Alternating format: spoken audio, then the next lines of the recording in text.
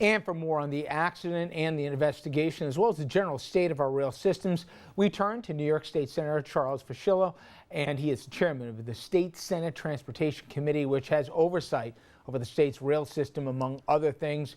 Republican representing Merrick and other portions of Nassau County. Senator, thank you very much for a few minutes. I appreciate it. No problem at all. Thanks for having me on. Well, it's not my imagination, right? This is there's been a few times the last couple of years we've been talking about derailments, thankfully without this form of tragedy attached to it, but still, we've seen derailments in our region in the past 24 months, haven't we? Yes, we have. We've seen too many. There's been a couple on the Metro North rail line, as you know, this past summer and back in May, and now this tragic event that just happened.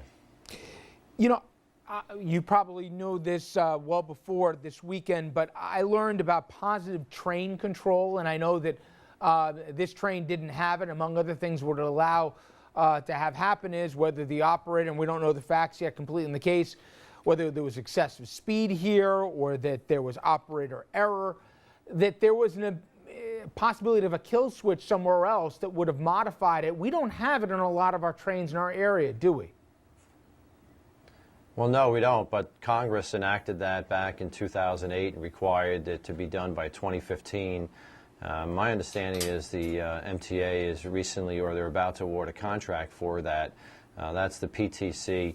That would have made the difference here. You know, what we're finding out, Richard, is this looks like it was just excessive speed. Help us out here, Senator.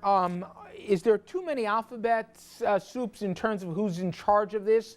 Are you comfortable with not just the investigation, but let's say the NTSB's done and they give the findings here. Who's in charge to make sure that the railways are not only safe, they're compliant, and we've got the right oversight in charge?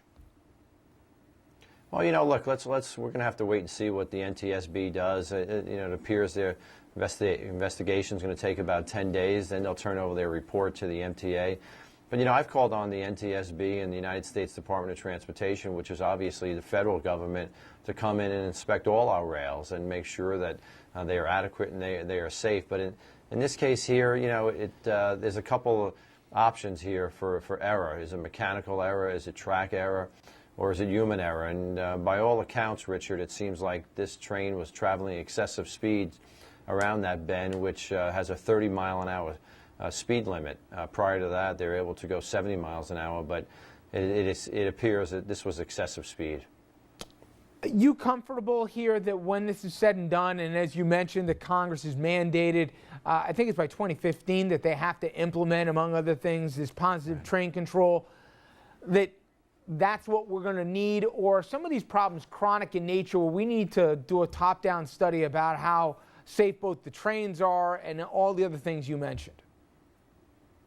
Well, it's all of the above. It's everything you've just mentioned, but we're hopeful as a result of this tragedy that the MTA does not wait till 2015 to put that PTC device in all these trains as an added measure of safety.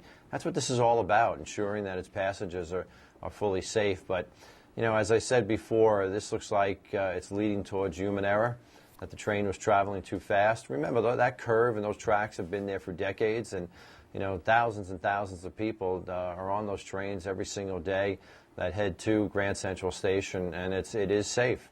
You know, so now we have a tragedy, and we have to ensure that the MTA and all those interested parties learn from this tragic event, and this never happens again. Well, let's keep our fingers crossed on that. Senator Fuschillo, I appreciate a few minutes. Thank you.